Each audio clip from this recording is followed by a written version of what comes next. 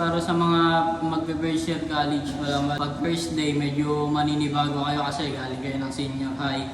Kaya dapat huwag kayo masyadong magbiro, kumbaga alam niyo yung limitation niyo, lalo na pag sa teacher. Matuto muna kayo makiramdam kasi basta maninibago talaga kayo sa doon.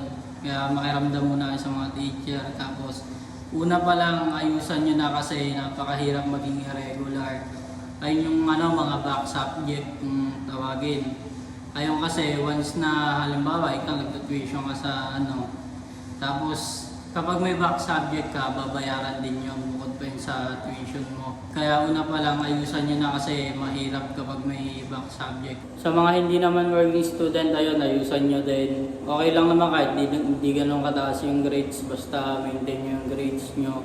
Doon pa lang sa part na hindi kayo working student, napakaswerte nyo na. Tignan nyo kahit bakasyon na pero yung akala kong pahinga ko, nandito pala sa trabaho. Ayan, ito yung time para makapag-apit ako ng pantuition. Kaya sa iba, huwag nyo sasayangin yung pagkakataon, lalo na sobrang hirap talaga kitain ng pera.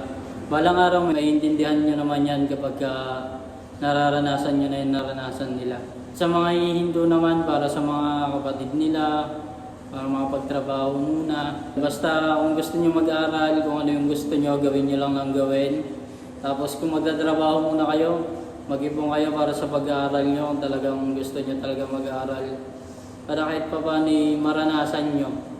Malay mo, hindi din kasi natin masasabi. Kahit ako nung nag-enroll ako, halos ilang beses na ako nag-attempt na tumigil. Try nyo lang ng try. Kasi hindi nyo malalaman yan kung hindi nyo susubukan. Sa totoo lang ranas ko din naman yan yung akala ko titigil na ako dati. Yun. Halos nag-apply na ako matatanggap na ako sa trabaho. Nandun na kami mismo sa seminar. Talagang nung mga araw na hindi pa sigurado ako makapag-college ako, gabi-gabi yun, iyak ako nang iyak. Sabi ko, gusto ko talaga mag-aral, gano'n. Kaya ngayon, ayun, tinry ko. Kahit pa paano ngayon, nakaraos na ng 1 taon. Meron pa akong pagdadaan ng 3 taon. Kaya kayo, subukan nyo lang ang subukan, wala lang masamang sumubok. Pag halimbawa, tinry nyo, tapos kinapos talaga kayo sa budget, edi pwede naman magtrabaho muna kayo next year, tapos pag-ipunan nyo.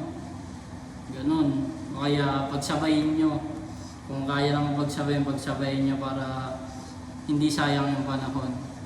Kaya nga lagi kong ina-advise sa iba, talagang kung kaya mag-aral, edi subukan na kasi sayang yung panahon. Alam nyo kasi pag hindi agad yan na subukan, halimbawa, kung kaya mo mag-enroll ngayon tapos di ka pa nag-enroll, tapos sabihin mo gusto mo muna mag-ipon, pali bago ka mag-enroll, next year na ulit yun. Ang mangyayari kasi niyan, yung 1 taon na yun, may stress ka pa doon kasi hindi mo pa natatry yung bagay na gusto mo talaga Kaya mas magandang sa una pa lang subukan nyo. Kapag hindi talaga kinaya ng budget, edi doon kayo mag-decide na kung magtatrabaho ba muna kayo. Kaya nakadepende din kasi yan sa inyo kasi magkakaiba naman tayo ng sitwasyon. Pero sabi sa inyo, mag-aaral kayo hanggat may nagpapaaral kayo. Sabi ko nga sa kanila, sa mga nakakausap ko kung kaya naman ng nagpapaaral sa kanila, mag-focus muna sila sa pag-aaral nila. Huwag muna nilang intindihin yung pagiging working student kasi mas masarap talagang mag-aral lang. Mas makakapag-focus kayo. Kung kaya naman kayong pag-aralin, mag-focus lang kayo. Ayos lang yan. Nakaka-drain din yan yung tataas expectation nila sa grades, ganyan. Pero ang pagdating naman kasi sa ang mahalaga naman pasado Yun lang naman yun Para hindi ka din mahirapan. Lalo na't napakahirap mag-irig talaga. Yan ang ayaw na ayaw ko. Kasi nung lumipat ako ng section, parang ireg yung pakiramdam ko. Sobrang hirap.